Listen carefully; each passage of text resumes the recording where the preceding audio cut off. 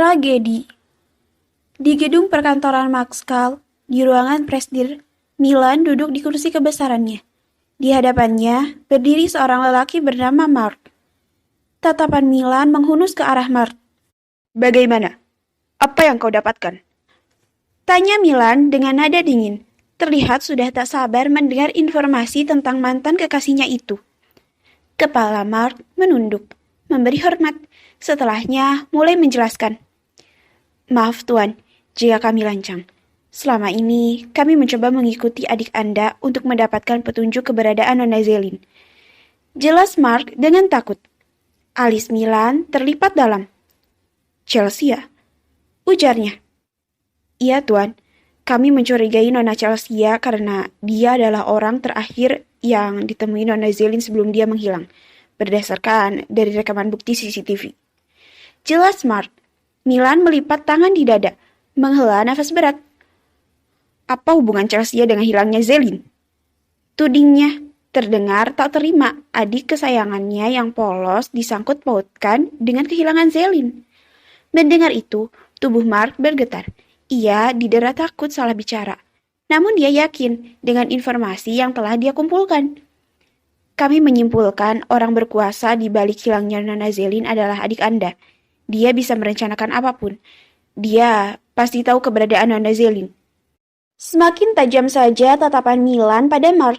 Lagi, Chelsea dikaitkan dalam hal ini.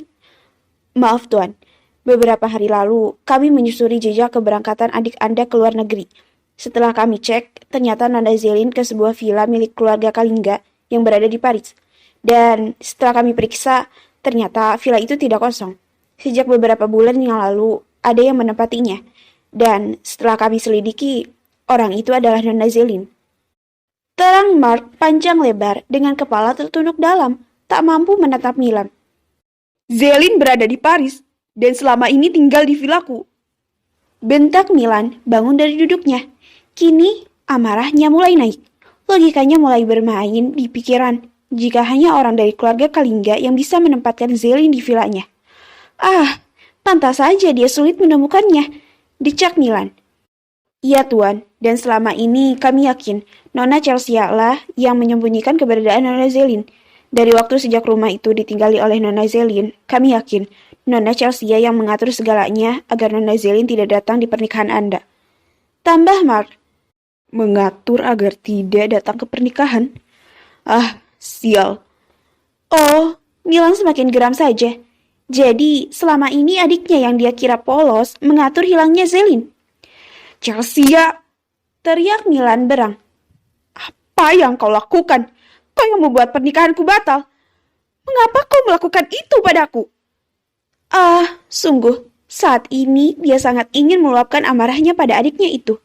Chelsea telah menghancurkan rencana hidupnya bersama Zelin. Sea, apa tujuanmu? Teganya kau melakukan ini padaku.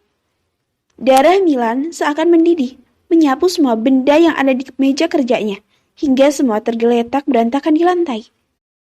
Nara masih menunggu kedatangan Milan dengan perasaan cemas. Hatinya bertanya, mengapa hingga saat ini Milan belum juga datang? Ia pun tidak bisa menghubungi ponselnya. Acara telah dimulai, namun Nara masih saja menunggu, berdiri di depan jalan. Sejak tadi, dia mondar-mandir, sesekali menatap jam tangan yang melingkar di pergelangan tangannya. Kenapa Kak Milan belum datang juga? Batin Nara menunggu dengan gelisah. Sedangkan tak jauh dari tempat Nara berdiri, di bahu jalan, ada seorang yang sejak tadi memperhatikan gerak-gerik Nara di dalam mobil. Seseorang yang mengenakan pakaian serba hitam. Manik mata hitamnya tak lekat menatap Nara. Milan Kalingga, aku akan membuatmu menangisi selamanya. Hidup dalam penyesalan. Ucapnya dengan nada dingin.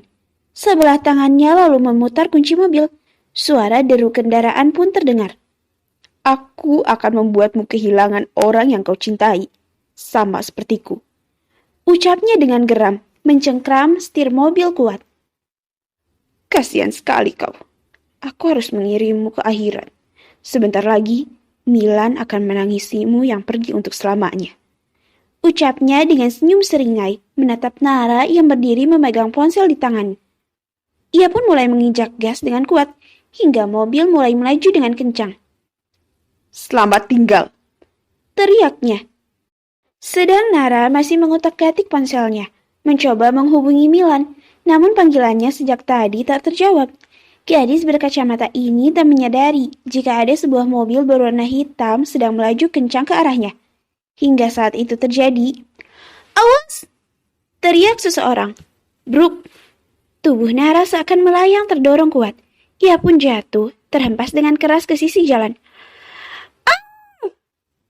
Suara teriakan terdengar menggema. Setelahnya, suara benturan yang terdengar keras. Au! Keluh Nara berbaring dalam posisi miring. Tubuhnya seakan remuk. Dengan cepat mencoba bangun menatap apa yang terjadi. Nara memegang lengannya yang terasa sakit. Seingatnya tadi, ada seorang yang mendorong tubuhnya kuat hingga ia terjatuh. Manik mata Nara menatap ke depan. Deg!